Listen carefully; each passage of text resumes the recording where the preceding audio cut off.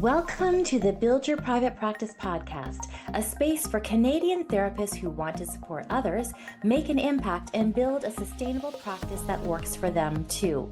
I'm your host, Liane Wood, a registered psychotherapist, group practice owner, and business mentor, and I'm here to help you build a private practice that allows you to keep doing the work you love without burning out. Because the people who need your help the most are counting on you, and you deserve a practice that supports you while you support them. Let's dive in. This episode is brought to you by Jane Websites, a website builder that helps the right clients actually find you online. One of the things I appreciate about Jane Websites is that it doesn't just sit there looking nice. It works to bring people to your practice. Built-in SEO means your site is designed to show up well on Google, so someone searching for support in your area can actually find you. And when you're ready to go further, their in-house SEO team can help with keyword research and local optimization. It also syncs with your Jane account every day. So when something changes in Jane, it updates on your website. No double entry, no keeping two things in step by hand. A website that helps clients find you and quietly keeps itself current. To learn more, head to janewebsites.com/Liane-Wood. And when you're there and when you're ready to get started, use my code BYPP1MO for your first month free. Welcome back to the Build Your Private Practice podcast, the place for Canadian mental health practitioners who want to build a private practice that supports their life, not drains it. I'm your host, Liane Wood, and today I want to talk about something 4 different therapists said to me this last week, almost word for word. 4 therapists, 4 separate conversations, and the same sentence. Psychology Today just stopped sending me clients. Not slowed down, stopped. People who used to get a steady trickle of inquiries from their directory listing are refreshing their inbox and hearing crickets. And every one of them asked me some version of the same question. What changed? What did I do wrong? And here's the honest answer, and I say it with love. Nothing changed about you. What changed is that a directory listing that was never actually a marketing strategy in the first place. It just felt like one because for a while it worked. And I want to unpack that today because I think a lot of you have quietly built your entire practice on a foundation you didn't realize was borrowed. And let me name what's actually shifted out there because it helps to know it isn't you. Over the last few years, a lot more therapists have been listed on these directories. And on top of that, these platforms change how they order and display listings whenever they want, with no notice and no explanation.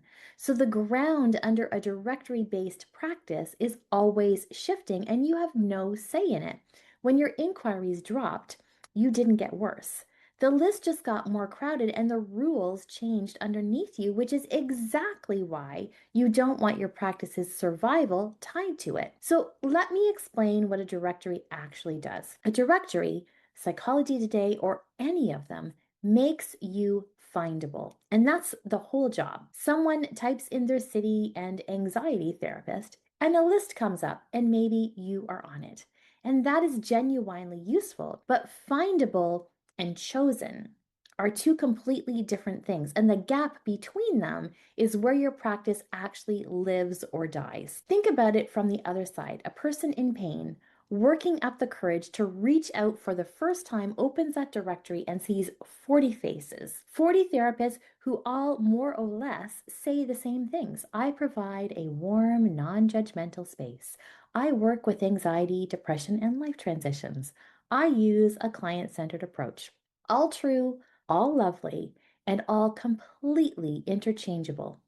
When everything looks the same, the person doesn't choose based on fit because they can't tell who's a fit. They choose based on whatever's easiest, who's closest, who happens to be at the top of the list that day. And when the algorithm shuffles or the platform gets more crowded, your inquiries dry up, and it has nothing to do with your skill as a clinician. So being findable puts you at the mercy of a list you don't control. The therapists who aren't panicking right now, the ones whose practices don't wobble when the directory went quiet, have something different going on.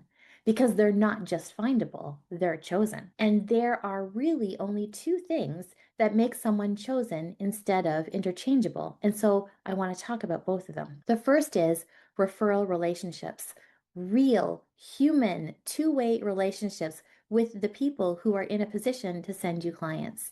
Doctors, naturopaths, school counselors, other therapists who are full or who don't work within your niche, wellness studios, the lawyer who handles a lot of divorces. When a family doctor knows you and trusts you and knows exactly who you are brilliant with, they don't hand their patient a directory and say, good luck. Instead, they say, I know exactly who you should call. And that is the difference between being one of 40 faces and being the name someone says out loud. And here's the beautiful part. A referral relationship isn't at the mercy of anyone's algorithm. Nobody can shuffle you down the list. You built it and you own it. Now, I know that networking makes a lot of us want to crawl out of our skin. So let me reframe this. You're not selling, you're making it easy for people who already want to help their patients to help them well. A short, warm message to a family doctor's office introducing yourself and being specific about who you help. A coffee with another therapist. A note to a colleague when their client would clearly be better served by someone else. These aren't sales tactics. They're relationships and they compound. One good referral relationship can outperform a directory listing for years. Let me give you a picture of what this looks like when it works. I know a therapist who a few years ago had almost no online presence, barely a website, no directory strategy to speak of, but she'd spent a couple of years being genuinely useful to a handful of family doctors in her area, sending the occasional helpful article, always closing the loop when they referred someone to her, and being clear and reliable about who she was great with. So when one of those doctors had a patient with postpartum anxiety, there was no searching, no list, no 40 faces. The doctor wrote her name on a slip of paper and said, call her. She's the one for this. And that practice filled without a single algorithm being involved. And that is what chosen looks like. Your name in someone's handwriting, handed to the exact person you are best at helping. The second thing that makes you chosen is one consistent message. And this is where I see so many good clinicians undercut themselves.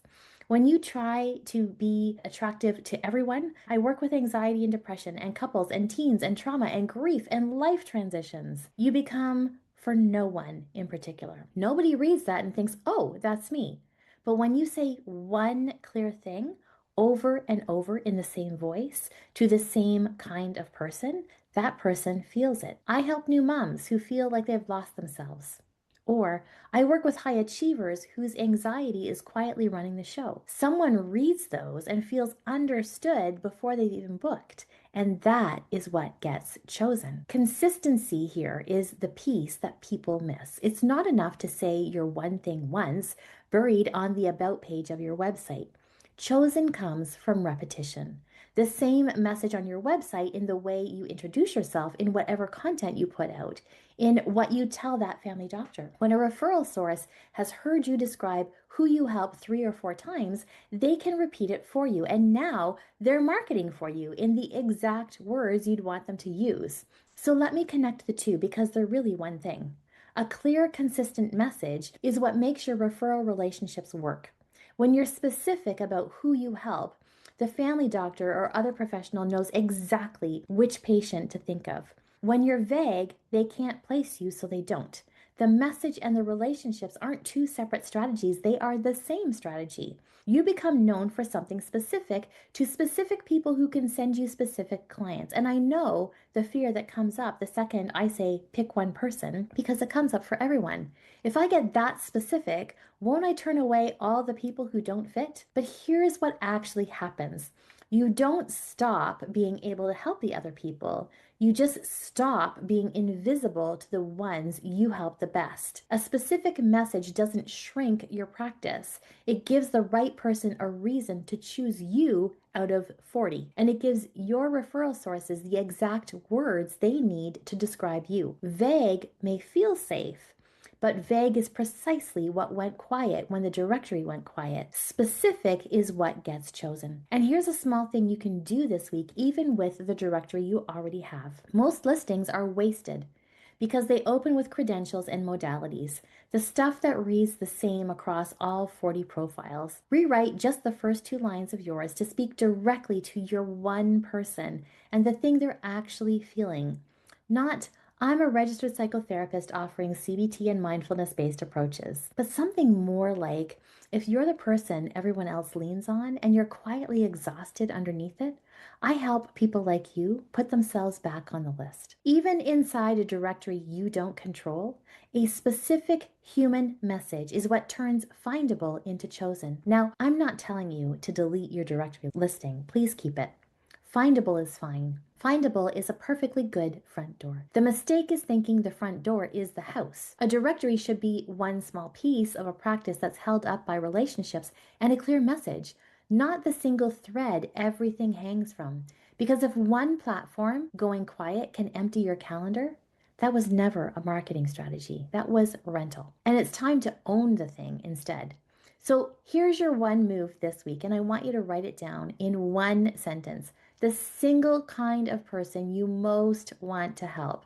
Specific enough that they'd recognize themselves in it. Not 3 kinds, 1. And then I want you to say that sentence to one real human being who's in a position to refer people to you, whether that's a doctor's office, a colleague, just one. That is how a chosen practice gets built. One clear sentence said to one right person at a time. And speaking of being in a room with the right people, this fall, Build Your Private Practice turns 10, and we're celebrating on Friday, September 25th, in person in Toronto and live streamed online so you can join from wherever you are. And if today's episode has lit a fire under you about building real relationships instead of renting your visibility, this is exactly the kind of room you want to be in. Please put Friday, September 25th on your calendar now because you don't want to miss it. Thanks for listening today. If 4 therapists in my week were feeling this, I promise there's a 5th in your life who needs to hear it. So please send this their way. And I'll see you next Monday. Thanks so much for tuning in to the Build Your Private Practice podcast. If today's episode resonated with you, I'd love it if you'd subscribe, leave a review, or share it with a fellow Canadian therapist who needs this. And remember, the work you do matters. Keep showing up, keep holding space, and keep building a practice that works for you. If you're looking for practical tools or support to grow your practice with more clarity and confidence, head to buildyourprivatepractice.ca. There's lots waiting for you there. I'll see you next time.